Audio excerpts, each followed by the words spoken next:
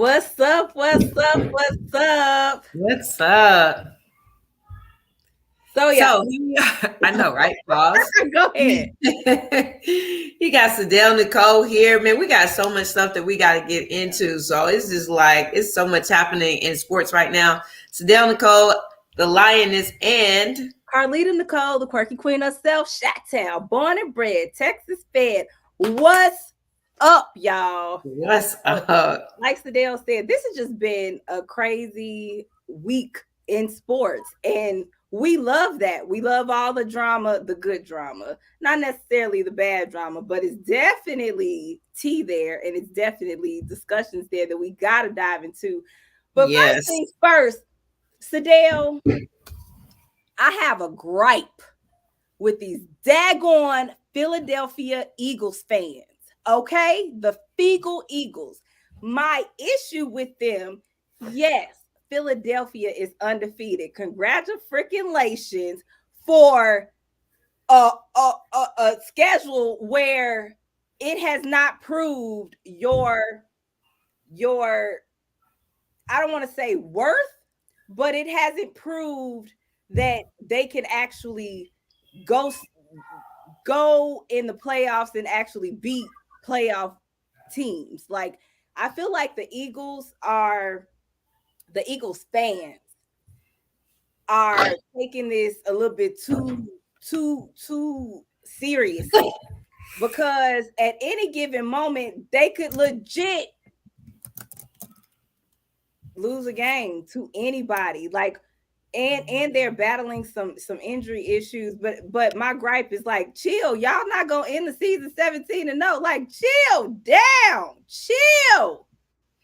At the end of the day, the same thing has been said before about the Cowboys, and then the thing was they're playing NFL teams, so it should be the same. The thing with the Eagles is they legitimately, unless we show up on December 24th, they we will. legitimately We will. they legitimately could win out, right? They could win out regular season. Yes. They have a good shot at that. I hope on December 24th we, put at least one strike on that. But I mean, they have the Packers, which the Packers, they have the Colts left, the Titans. I mean, the Giants, the Bears. I mean, they don't have a very strong schedule even left remaining in the season. And granted, they haven't had, they just kind of had a pretty easy season. I mean, they played the Jets in the preseason, but other than that, they've really just had it pretty easy. I mean, they started out with the Lions.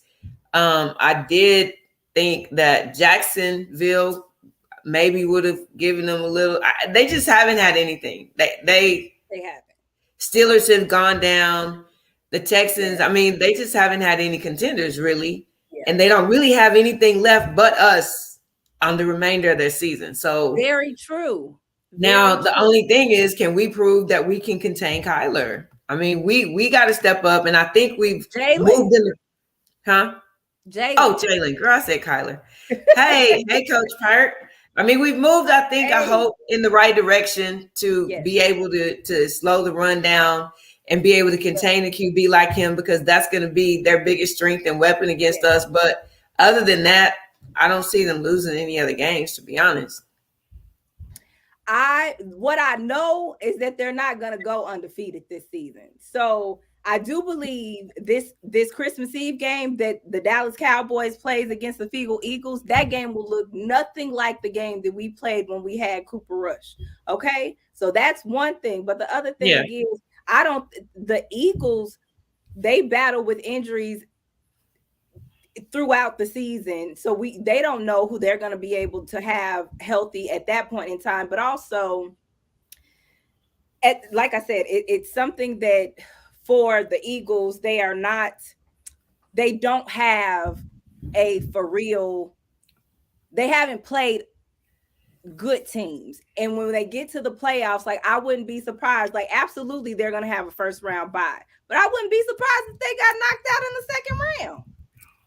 Seriously. And you know what? That's a risk of having a season like that. That's a risk of not having had very many challenges. I mean, that's kind of what happens. Yes, that does. So The Clark says, "What it do?" The KC's in the house. Ah, okay, so and here comes Dwayne with his wannabe Commanders is the top of the NFC East. No, so here's my other gripe. My other gripe is in general about the NFL and these daggone like streaming games in multiple platforms. So this Sunday there's another 8:30 game. It's not in London, but it is in Germany. Those games have been broadcasted on NFL Plus, ESPN Plus, and then there's also multiple games on Thursday nights that's been played. Those have been streamed on Amazon.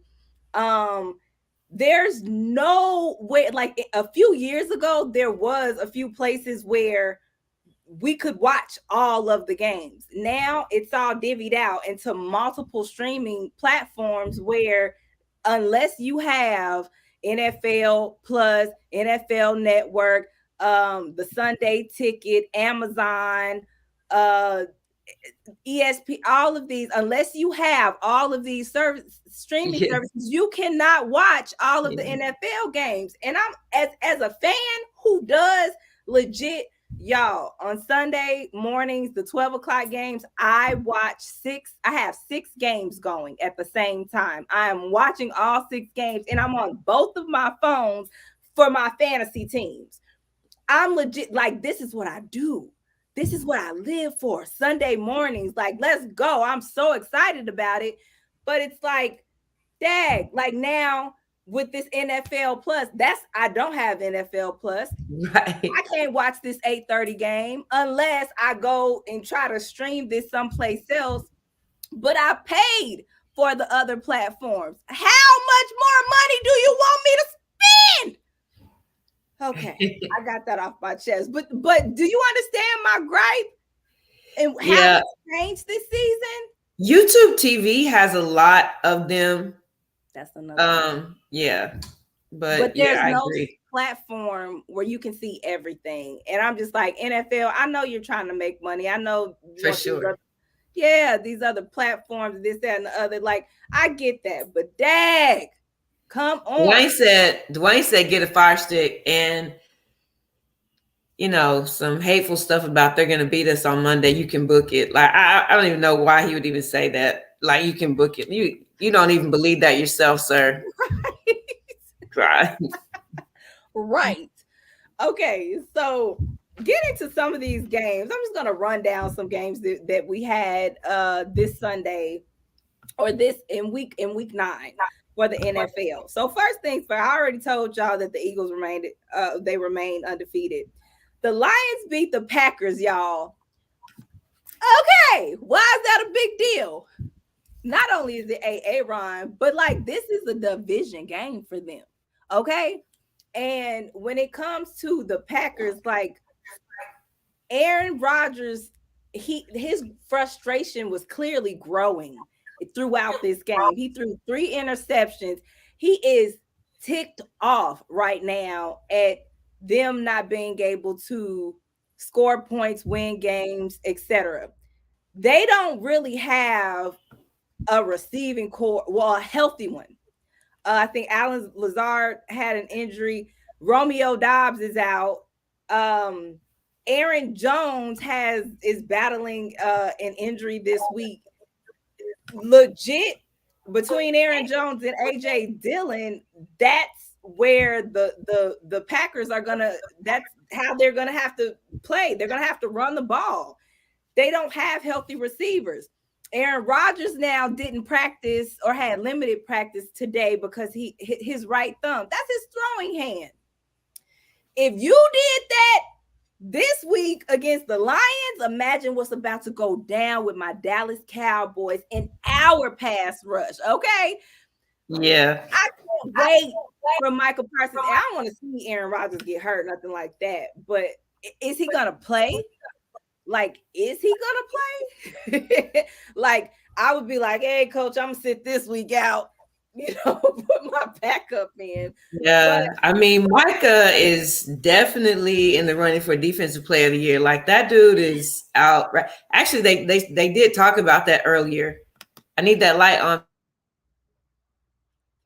They did talk about that earlier, and they had him like in the running for number one. So they don't want to see him. They don't want to see him. nobody does. No, but who does though? I mean, you have those the defensive players that the quarterbacks really don't want to see, and there's only like a legit a handful of them. But Micah Parsons, Miles Garrett, absolutely, Aaron Donald, Right. those are the players that you ain't. Von Miller, I ain't trying Right. to see them. You know what I'm saying? And so Yeah. these players, Those were in the um, top five, I think.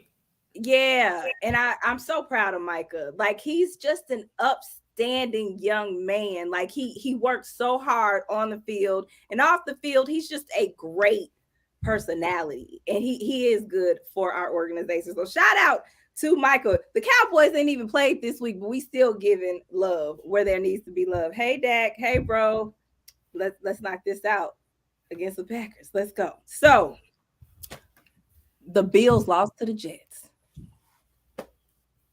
The Bills lost to the Jets. And you know another team that's kind of crazy right now?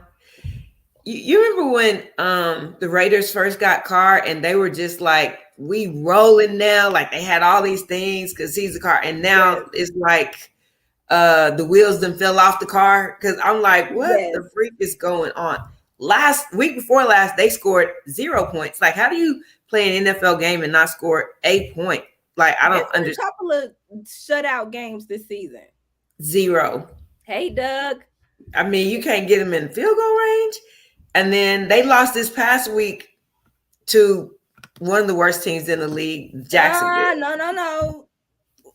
Are you saying that the Packers or the Bills did? The Raiders. Oh, the Raiders. Okay. Yeah. So I'm just like, I don't know.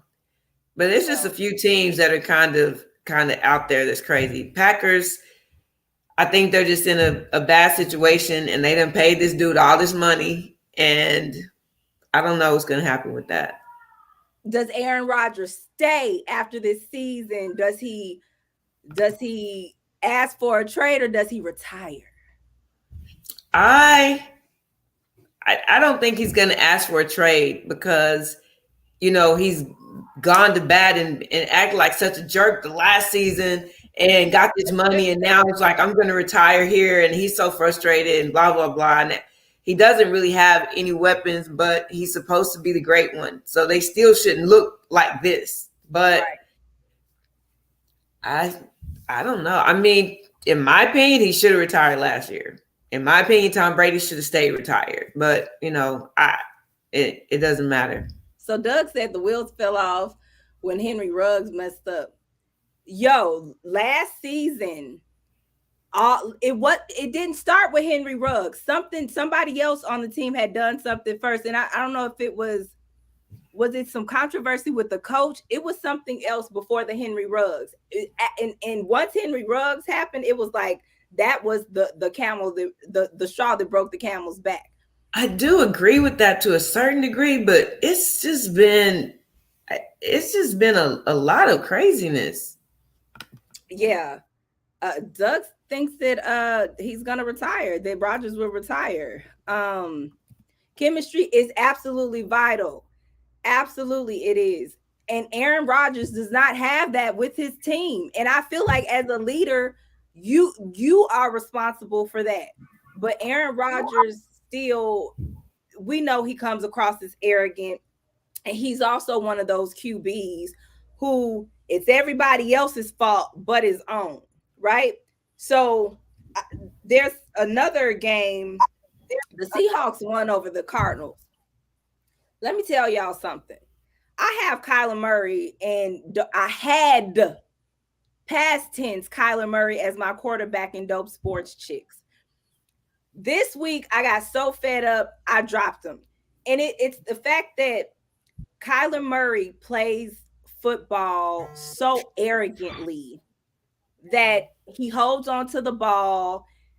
and he makes decisions on the fly that are not necessarily smart, but he puts himself in these positions holding on to the ball too long, getting sacked, um throwing interceptions, just so many different things. That was his play. Outside of his play, y'all, one of the things that frustrates me about Kyler Murray, a couple of weeks ago, we saw him on the sideline with um going off on his coach Cliff Kingsbury, and Devontae Adams was holding him back, like, bro, chill. He's going off on the coach. This week, he gets ticked off at Devontae Adams and starts going off on him. At some point, Kyler Murray has to be the leader here. Kyler Murray is going to have to step up and be better on his own and help make his teammates better. I really feel like Kyler Murray is a younger version of Aaron Rodgers when it comes to the entitlement and the arrogance and it's your fault. It's not me. You do better. I've seen other QBs go off on the sidelines, but not to the extent that Kyler Murray has this week. And it screams spoiled brat. And it's so frustrating as a fantasy owner in this situation where I was like, okay, look, I'm done with that, because clearly he seems like somebody who's not coachable, who can't take direction and refuses to lead. So when you refuse to do both, that's not beneficial to the team. They're not winning games. They're not being productive. But he's definitely one where I had to let him go. I picked up Justin Fields this week. Yeah, it is kind of crazy, and it's even somewhat disappointing because, I even coming into the league, like there was so many questions just because of his size, and so you want him to do better, and you want him, but to me, comparing him and saying that because Aaron Rodgers has earned his, and even though it's not right, Aaron Rodgers is different. Like Kyler's not at a point where you can be so defiant. Like you just got in and you're gonna be on your way out pretty quick. Right. And that's the thing. So yeah. Yes, Doug, I do agree. Like he is being boneheaded in this situation where it's like you know that there's cameras all over the place. There's certain, like, for one, I'm as a grown woman, you ain't gonna talk crazy like that to me and my I don't care if there's cameras or not. Cliff Kingsbury is his coach, and Devontae Adams is doing you a favor. Yes. School look good. Yes. Are you serious? Girl, okay. And see, and so Doug said he think Kyler's too comes from making him the scapegoat, for last year.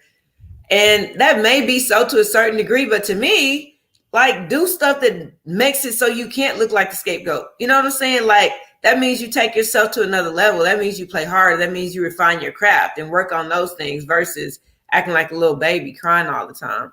DeAndre Hopkins, I apologize. I keep saying Devontae Adams. I always mix up their names. It's DeAndre Hopkins. I apologize. Link says Des found out that the camera was always on, and no matter what the issues is, you're gonna look like a villain. Especially if you yelling, he could have just cussed and talking about your mama, said something crazy. But when it gets to you and they hear that, that's going to cause the issue. Yeah, absolutely. So the on the flip side of that, during that game was the Seahawks won. Y'all, clearly Russell Wilson was the issue in Seattle. Like, if you didn't know that, you know that now, especially with Geno Smith coming out the gates, like not letting anything hold him back. He's out there performing like a quarterback that wants to lead his team to victory week in and week out. Now, the thing that I really, really, really appreciate about Geno Smith is a couple of weeks ago, did you see the game where he threw to Tyler Lockett and Tyler Lockett dropped the pass? And Mm-hmm. he was so disappointed in himself, so hurt, beating himself down on the sideline, and he had his head down. Geno Smith went over there and let him know, like, no, we're about to shake that off. I'm coming right back to you. I'm coming right back to you. He encouraged him. When they went back out there, he threw that daggone ball to Tyler Lockett. Tyler Lockett caught the pass. I think he ended up getting a touchdown too. The whole point is that the leadership styles, like Geno Smith didn't come into the organization, I'm arrogant, I'm gonna be better than Russ, I'm gonna do this. He's been like not silent but deadly, but he has come out like, I'm gonna let my work speak for itself. I'm gonna show y'all we're gonna win these games. And he's leading by example. That's how you lead. Just like when Dak comes, and Dak not just only speaks to the offensive linemen or everybody on offense, Dak goes and speaks to defense too. And he cheers them on like a good leader does. He doesn't just let you grovel. Oh, I messed up. Oh, I'm going to miss my turn. No, he picks you up and he leads you to victory. That's not a Kyler Murray. Go ahead. But so the one thing, I don't know if you saw, like Pete Carroll had mentioned something about Geno Smith saying that he wears a wristband with the play call sheet on it, and it's kind of helped smooth out the offense. He was saying basically there was resistance before in previous seasons, resistance to wearing a wristband. And even though he didn't say Russell Wilson, he kind of said Russell Wilson. And so Russell says something like, I don't know exactly what he said, but we won a lot of games without one on the wrist. And so I didn't know winning and losing mattered, but you just do whatever it takes and do whatever you got to do to keep going. But I think Pete Carroll is like, Geno is just more open to listening, and it's made their offense run a lot smoother. You think that's really what it is? Just he's maybe more of a coachable player? I mean, I guess until now, I never really thought of Russell as not being coachable, because the outside looking in, when he was there, it seemed like they had a good rapport. It seemed like things were going well. I mean, they won a lot of games. It wasn't until the end, when he was running for his life all the time, that he kind of decided, hey, I don't want to be here. And then things started coming out in the open. But take away the last couple of years, I never would have thought there was anything between him and Pete Carroll that wasn't positive or pleasant. You know what I'm saying?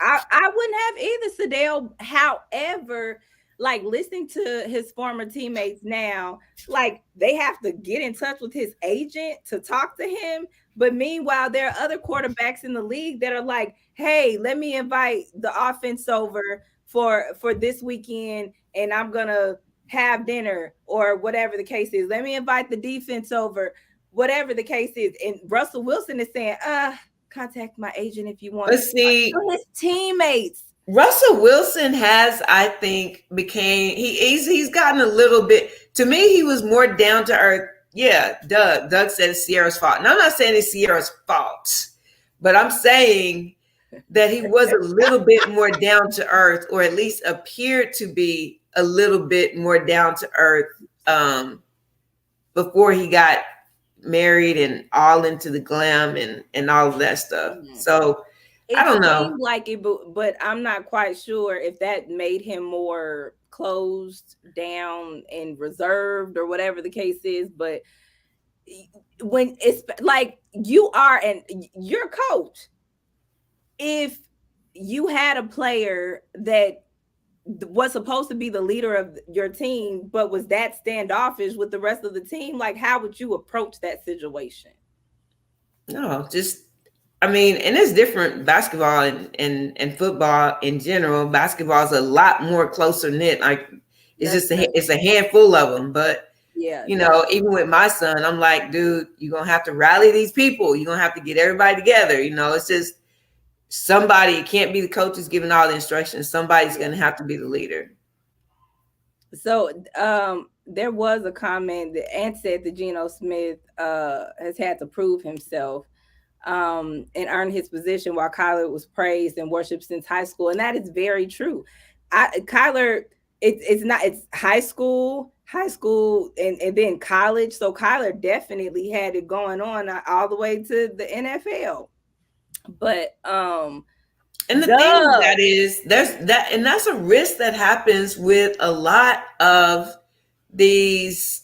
That's a risk that happens with a lot of these players, is because they come up through Pee Wee football, Little League, and high school, and they just kind of do whatever they want, and they're just used to everybody being yes men around them, and whatever, and so they just kind of get accustomed to that. Yeah. Yeah. That's unfortunate, but you're so right. So uh the last, yeah, how could we forget this? The last part of this, Joe daggone Mixon. When I tell you, Joe Mixon has given me PTSD in fantasy football, because it seems like I have played him every daggone week because I'm in 3 leagues, and it just seems like one of the leagues, it's only 8 of us, so the rotation happens a little bit more often. Y'all, Joe Mixon scored 5 daggone touchdowns. I'm in a half PPR league. I That thought he had 4. No, no, girl, yeah. it's crazy. 5, and I'm like, that was 60 plus points in fantasy. Nobody is gonna beat somebody with one player with 60 daggone points on their team. Like, that was just ridiculous. What did he say? Joe Mixon just scored against me again. Wow. Yes, Joe Mixon. Like, I promise you, it's like I wake up in the morning like, Dag, do I have to play him today? Like, it's that Yes. bad. Joe Mixon is ridiculous. And the thing is, it's gotten more ridiculous since Jamar Chase is out and injured with his hip. And I'm just like, Jamar Chase, I have him on one of my teams. Come back. The thing that's gotten more ridiculous is that he is not just running. Like, he's running fades. Like, he not just they throwing him fades, and he's doing everything. He's scoring in every kind of way. I think in the last game, every time I think he wasn't even targeted that much, but every target he scored. It's stupid. It's stupid. And the thing is, the Bengals haven't even been that good this season. They haven't. They don't look like they went to the Super Bowl last year. But I'd be doggone, like, Jamar Chase has scored incredibly well in a game before, just like Joe Mixon. And when both of them are there, it's just like, what's going on with Cincinnati when you do have a decent receiving core and you do absolutely have one of the best running backs in the daggone league? I don't know what is going on with Cincy this season, and all I do know is that they need to get it together. But we're gonna move on. I have a Quirky Queen discussion later on in the show that's gonna come back to the NFL. But first, Sadell, what you got for the other sports news? Okay, real quick. I'm sorry. I think it was Lincoln. Somebody was talking about Tom Brady's last second touchdown, and I do think that's worthy to mention, because that was freaking crazy. That was freaking crazy. Don't count this dude out. And everybody kept saying, okay, Tom Brady and Aaron, they on the decline. They both gonna go out. Tom Brady is like, man, you tripping. I ain't going out like that. Yeah. But he just did what Tom Brady does. And like, it's just so crazy how that dude is he's amazing. Okay, so first of all, how about them Astros? Congratulations. How about them Houston Astros?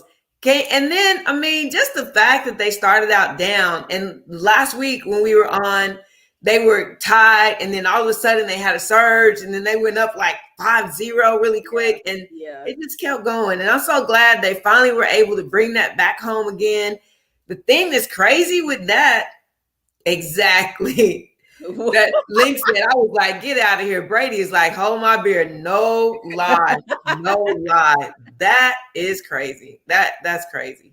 But anyway, it's good that they were able to bring that back and get that going. And I'm really excited about that. It's gonna be crazy because depending on what they do with this free agency stuff, they legit can come back and win again. I mean, they legitimately can come back and win again. And so, and it's like all Astros, all good. So congrats to those Houston Astros. Yes. Bringing it home to Texas. We appreciate it. Even though it's not in Dallas, it's still in Texas. So go Rangers.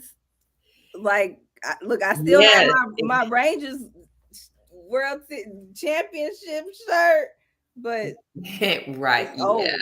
It's over. I don't know when that's going to happen at all. So, what time is it actually? How much time do we have left? 8:32. Okay, so we got a little time, not much. But the other thing. So let's talk quickly about the college football playoffs. So there was quite a bit of, and it was just kind of a bit of a mix up with stuff that was going on. Alabama lost in overtime to LSU. And everybody's ecstatic about it. Everybody's just so happy about it. The thing is, Alabama is still not out. Even with those two losses, there's always a path for Alabama to get back to number 4. With those two losses, if LSU happens to lose 2 games, and if Alabama wins out and wins the SEC championship, they will go back to 4. Guaranteed. What? Guaranteed. With 2 losses, if LSU, you sound a little bit too hopeful. No, I'm not even hopeful. I'm just saying you cannot ever just count them out. Like, they always find a way to get back in there. And so everybody's all hype right now. I am thankful they finally put TCU in the top 4 because, you know, they're undefeated and they've been, you know, working hard, and it's taking them a long time to get somewhat of the recognition. But it's crazy because Clemson and Alabama are both like out, and people are saying that like Clemson is out. They don't have a chance. They don't have a path back. And so for them, I think since the college football playoff started in this format, I don't know that they both ever missed. Like, I don't know that that's ever happened, that both of them or one of them have not been in it. I mean, I don't think Alabama has been absolutely consistent. And so, the most consistent, yes. Yeah, and so it's going to be interesting to see how that goes. But it'll be crazy. Alabama will need some help. They gonna need LSU to lose a couple of games. But Dale, if they lose one more game, it's a wrap. If Bama loses another game, it's a wrap. They have to win out, and they have to win the SEC championship. Like, so their part is winning every game, and so if they do win out, and they are able to win the SEC championship, which will be a challenge because they'll more than likely end up playing Georgia. Yeah, but they have beat Georgia before in the SEC championship. So I'm just saying, like, everybody's all hyped, like it's over. It's not. It's not. That Crimson seems to just find a way to get back up there. Now, isn't it funny? When is the last time, really? And I know Ann is not going to like this, but when is the last time Texas has been in the top 25 and OU hasn't? I mean, and I mean, and I don't even mean this in any kind of way, but Texas is primed to go nowhere but up from here, because that recruiting class they have coming in from 2023 is crazy. Yes. And it's going to be, so it's going to be interesting to see how that plays out, because some people actually have Texas slated to win their conference. And even though, you know, I don't know if that's going to happen this year, but it'll be crazy to see. So I don't know that Alabama's going to lose another game. I don't. I know that they're going to have, you know, they're going to need some help to get back, but it has been a lot of a mix up. Teams seem not to be afraid of them. They're not as afraid of them as they used to be. It used to be. No, they're not. Chris said Alabama's done just like OU. Yep, Chris. Hook 'em horns. That's my brother. So it'll be interesting to see. See, okay, so Ant said Bama's out. The Michigan Ohio State loser will have a better chance of getting in, and that leaves the SEC winner and USC, which let me tell you, the whole USC thing, Sadell, is funny to me because I know all of the OU fans was hoping that they would have a horrible season. That is not the case. No, so but my thing is, and Bama is not out. I mean, there's still a path for them to get back. So clearly, it's a hard path. Clearly, you got to depend on LSU getting beat twice, which probably won't happen. So, okay, Bama got another 5-stat QB coming in this upcoming year. Okay, is he Manning? Is he one of the Mannings though? In real life, like that, that's who Texas has coming in next season. Um, Doug said Oregon is gonna beat the crap out of USC. We'll see, because I'm not so sure about that. I'm not either, and I mean USC has been a quiet creeper. You know what I'm saying? And I think Lincoln Riley is just like, well, okay, you know, I'm still here. I'm still up here in these rankings. I'm still doing what I do. Honestly, I think if Alabama gets past Mississippi this next week, then they'll probably win the rest of their regular season games. I mean, right now they're third in the SEC West, but the thing is, like I said, is just needing LSU. That's the problem. That's the thing that's going to hang them up, because them being able to get that help. Now, LSU has they have a fairly easy schedule. They have like Arkansas, they have A&M, and I can't remember the last game that they have, but I don't see that they're definitely not going to lose two of those games. So in essence, they are out. Okay, so what about TCU? Because they're still undefeated, aren't they? TCU is still undefeated. And TCU, to be honest, they'll probably still stay up there. I mean, they're first in the Big 12, but there are predictions that say Texas is going to win the Big 12. Like, people have legitimately been talking about Texas winning the Big 12. So we'll see how that ends up going. I don't know that. For that. So Chris, I mean, it would be cool, great, wonderful, but we'll see how that goes. But yeah, TCU, I think, may actually make it in this year. And I say that, with a little bit of hesitancy, because they probably should have made it the year before, and they find a way to rule them out because, Paul Robinson says fraud.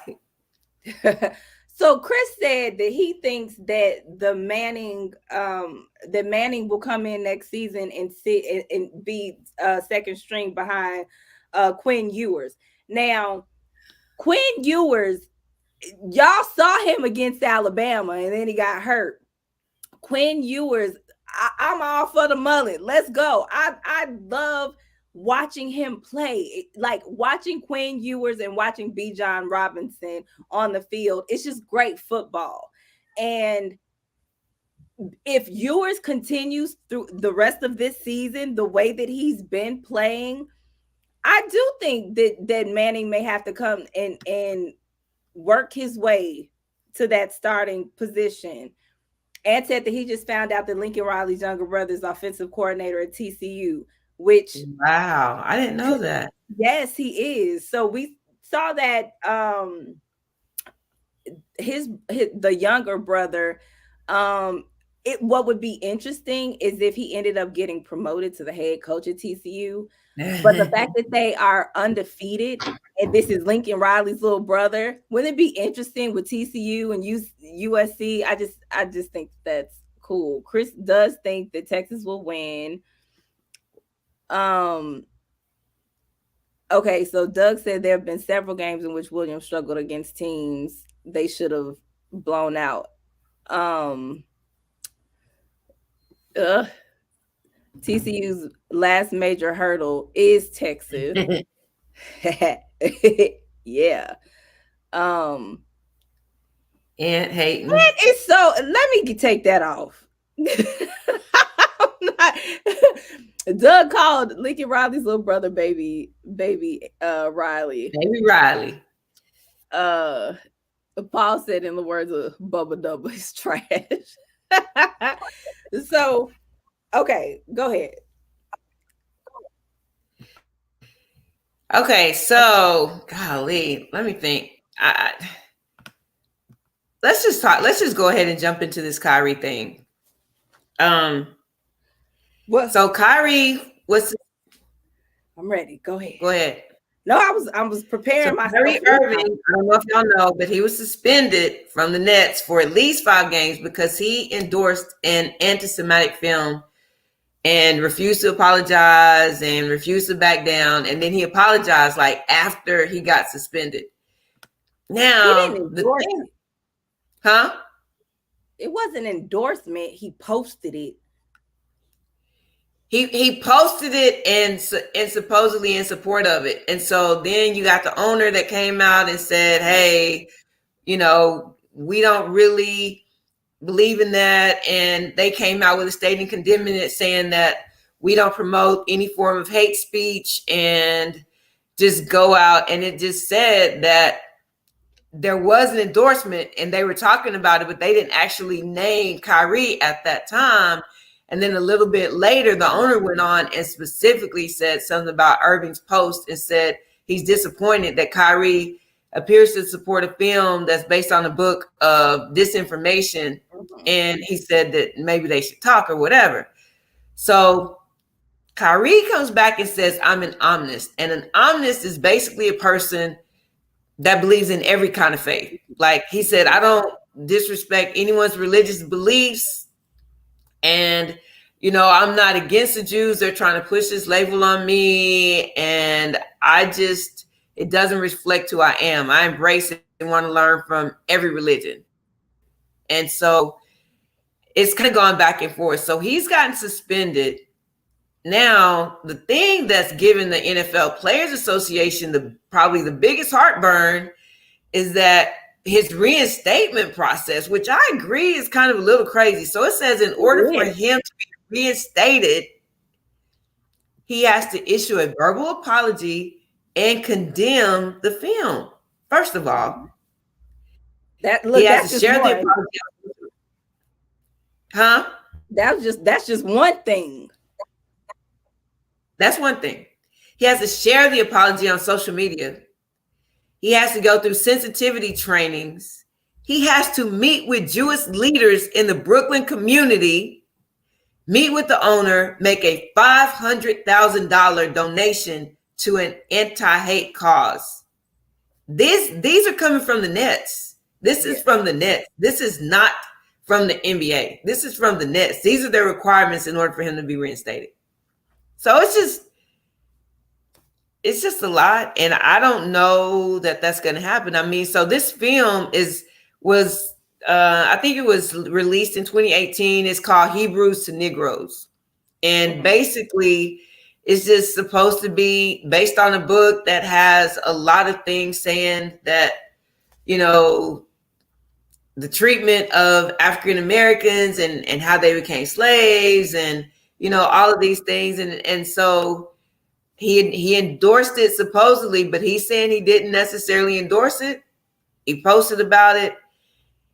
So we'll see. I guess my thing is the suspension, whatever. I mean, that's their belief, they can do that. But the reinstatement stuff. Yes.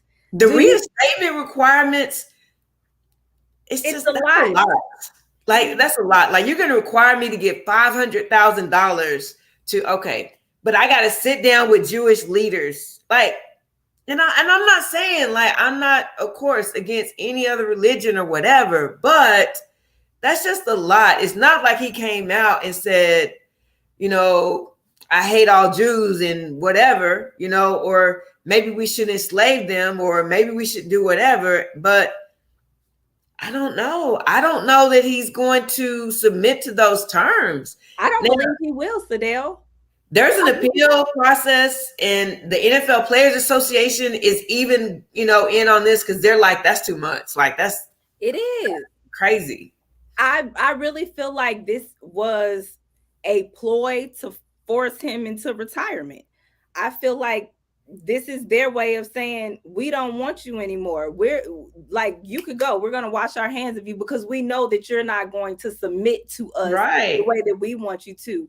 And it is something like, This is a grown man. You can censor folks so much, okay? Like, for one, basketball is his job.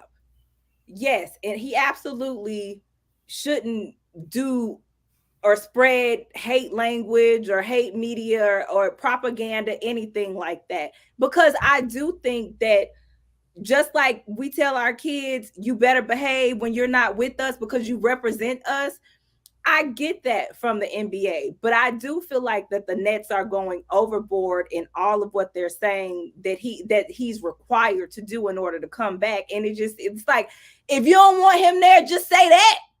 Just say that instead of just forcing him to do this unrealistic list of things that are not really going to be beneficial for him. It's really to make them feel better, but it's not doing anything for us either as fans. I don't care if Kyrie goes to meet with a bunch of Jewish leaders.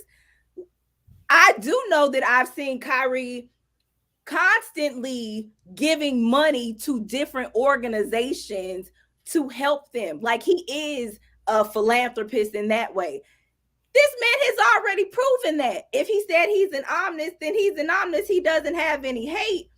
I understand. He apologized for the post. But they're saying he apologized after he got suspended. They asked him to apologize before he got suspended, and he wouldn't. And my thing is, I think it's also just a part of, they have so much stuff going on last season with the COVID thing. You know, I think they're just at a point like, we don't want to deal with them. Additionally, I would be very willing to bet, and I don't even know, but somewhere in that line and lineage of ownership, there's got to be there's some Jewish blood. I think someone Link said, yeah, I think there is. I mean, there's a very large Jewish presence in that area, and so I would imagine, you know, the upper echelon in there is a reason why a big part of this is happening. They are trying to run him off, and that was just kind of the tip of the iceberg, and they just kind of let them start boycotting that arena and see how this escalates. Let who start boycotting it? Maybe he's saying the Jewish people. Oh, yeah. Well, that's the thing. I mean, I would imagine that probably someone in the Jewish leadership has talked to them and like, yeah, man, y'all got to get rid of him. Yeah. And because there's no possible way I see him submitting to all of that. Like, that's a lot. It's not like it says, okay, you pay $500,000, you know, and then you donate it to an anti-hate cause. But you issue a verbal apology and condemn the film and share it on social media and go to sensitivity training and meet with the Jewish leaders in the Brooklyn community. No. I mean, that's too much. I just don't see him doing all of that. Yeah. In that sense, I do stand with him that the Brooklyn Nets organization is doing the most when it comes to that. You suspended this man. You want him to pay a fine. You want him to do all of this stuff. Like, don't take away his pride and dignity and expect for him to be top notch on that daggone court. That's not how you treat your players. And then it's just, the Nets already have a whole bunch of drama in it just already. Yes. Do you have any other sports news before we get to the last discussion? No, I don't. But someone said that the owner is Jewish. Is he? Yeah. Yeah. And that's the thing. And so that was my thing. That's why I feel like either he is or there's very strong ties, because that's just a lot. And I feel like the Jewish community is very offended, and you know, so they're like, whatever punishment he gets is going to have to be severe enough to make them feel okay. Okay, so yes, that's what it is. The owner is Jewish, and that's and they have a huge Jewish population in Brooklyn, so that's exactly what it is. Yeah. Okay. That's all I got. That's all I got in other news. What you got for Okay. us? Well, here's the deal. Uh the Colts fired their head coach, Frank Reich, and then Girl. immediately went and hired Jeff Saturday. Was Jeff Saturday the offensive coordinator or the defensive coordinator or the assistant Nope. coach? Was he a position coach? No. No. Was Jeff Saturday commentating last week? No. Did I Jeff see Saturday. that? Oh yeah. He was commentating, right? So this is the deal, and we do have to make this quick. So it's been his hiring, the hiring of Jeff Saturday has been called emotional, short-sighted. Um, he was hired by the owner, Jim Irsay. We know that Jeff Saturday played with the Colts for years. So he has a great rapport with the owner of the organization. But he's never However, coached. yes, Jeff Saturday has never coached a professional game in his life.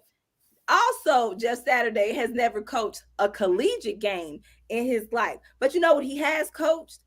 He coached a small Georgia high school to a 20-16 record, right?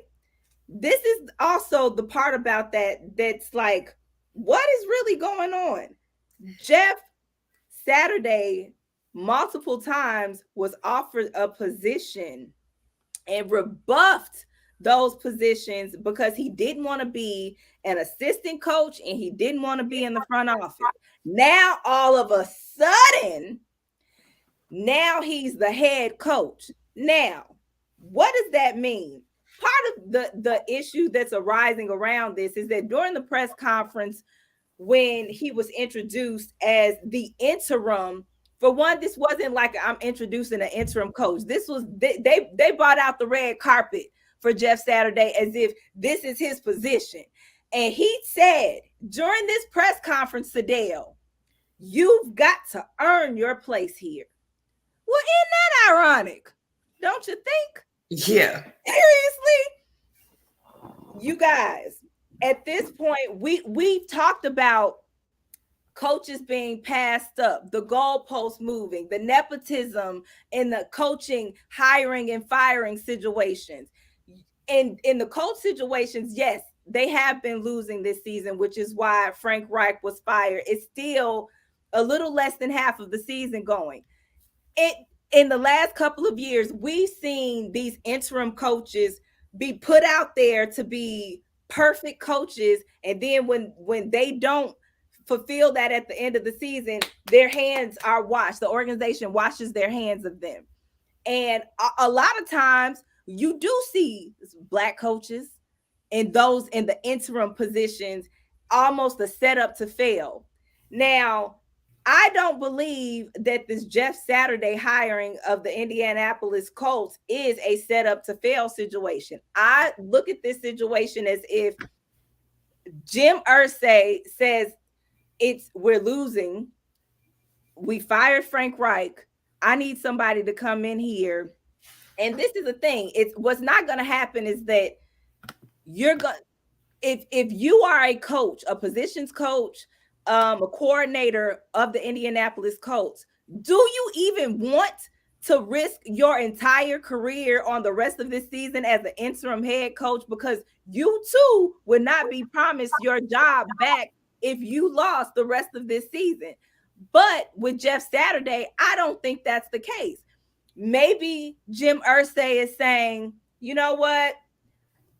I'm okay. Jim, can you do me this solid? Can you just keep your day job? I still want you don't quit commentating, but do me this solid, coach for the rest of this season, and then we'll see what happens after that. I think whether if Jeff Saturday does well, if he doesn't, somehow they're going to justify giving him a head coaching position maybe next season. But if you are a coach on that team that was looked over for somebody that has never coached a professional game, like What does that say to the rest of the coaching staff? And what does it say about moving goalposts when it comes to the hiring procedures in the NFL? Yeah, I think just in general, it's kind of made a mockery of hiring coaches. But to be honest, this to me is not even just about the coaches, it's also about the players, because Yes. it's different if you hire someone who's been the offensive coordinator, who's been in training camp with you, who's been there when you've been going through these ups and downs, who's been there and understands all the woes and is in your locker room. But basically now you have a mold coming Yeah. into your organization. Yeah. So as a coach, as a player, I don't know that we trust him, right? Because are you just here trying to figure out who y'all need to get rid of? Are you just here so you can just go and report back to your homeboy, you know, what people are saying? Because it's going to take a lot for him to get any kind of trust in that locker room from the coaches or the players. Because now I'm a coach. I done been here. I've been sacrificing blood, sweat, and tears. We done had this rocky season, but I've been here. I'm rocking with these dudes. I'm putting all my time in it. I'm sacrificing time with my family. And then an outsider, and you know, not just an outsider. Great, he played. He was great. Cool. You're part of the organization. Don't make you a good However, an outside coach, like, that's a slap in the face. That's just like, you know, for me. So say, you know, everybody's gone and Coach Mays decides to retire, and then they just bring in an AAU coach to come and take over as a head coaching job, and I'm not even considered. Yeah. I mean, I'm just, you know, so yeah. I don't feel like any of them. I don't feel like the coaches nor the players are going to welcome him with a warm, fuzzy, you know, I feel like, and they may not necessarily give him pushback, but I think it's going to be different because they're not going to know how to take him. Well, because in their mind, I'm sorry, go ahead. No, I'm just saying, in their mind, is, to me, I'm just going to be like, why is he really here? Like, what is the goal? Can I be open with him? Can I talk to him? Can I trust him? So the Indianapolis, like, local papers are saying that, I guess, that the players feel like he cares about them, like he's a coach that cares. But you know who was also a coach that cared? Wade Phillips and Jason Garrett. That doesn't make you a good coach just because you care and just because you know you played football. But yes, I would absolutely feel a way if I was in the organization. But at the same time, I would not want to be the interim coach. If I'm a coordinator or a positions coach, I don't want that position of the Colts for interim. And then if we lose out the rest of this season, I don't even get my old job back. I got to go lose out the rest of the season. If you lose out the rest of the season, you have that portion of the season on your record, on your resume, and somebody is going to see it. So it's not like you won't be able to get another job, but at least you have the opportunity. Yeah. So if they said, hey, we offered it to the offensive coordinator, he didn't really want to do it. We offered it to the running backs coach, he didn't really want to do it. So we thought we'd bring this guy, but that's not how that went down. No. They just said, hey, we're going to bring this dude in from the outside. And I think that's what's going to cause the divide. And Link was saying, yeah, he was a center and he does have probably really good knowledge of the offense, but can he relay that and get their offense going? Can he teach them? And it's great to care, but did he say that he cared, or did the players say that he cares? The quote said that he cares about the players. Right. But who said that? I mean, I'm just saying, are they automatically assuming that the players feel like, oh, he cares about us? The players don't know what the freak he care about right now. I'm just saying. Look, it's still, his name is in the rafters. Yeah. There's a lot of people named in the rafters that cannot coach. Right. It's great. It's great. And that's the thing. You know, a lot of people make assumptions thinking, okay, I was this great superstar, all-star athlete, and it's hard to get that wisdom out of your head and get it into the people who actually need it. It's a little different. Well, that's all that we have for tonight because we do have to wrap this up. But I really do enjoy these conversations with y'all. I really appreciate you guys giving your feedback and giving your opinions on these discussions because we love talking about these types of things with you guys and hearing your perspective as well. Thank y'all for tuning in. Thank you guys. We love you so much. If no one told you they love you this week, just know that we love you and we sincerely appreciate you. And also, catch us next Friday. Catch us This next Friday. Friday. This Friday. I'm bad. I'll be there. This Friday. Catch us this Friday. We're going to be repping at Paul Quinn College. I'm so looking forward to it. We're going to be live on the network. And we will be on HBCU digital stream, and we will be nationally streamed, y'all, hosting this HBCU women's basketball showcase. So you guys will get to see us, the Dope Sports Chicks, yes, and hopefully we will get to.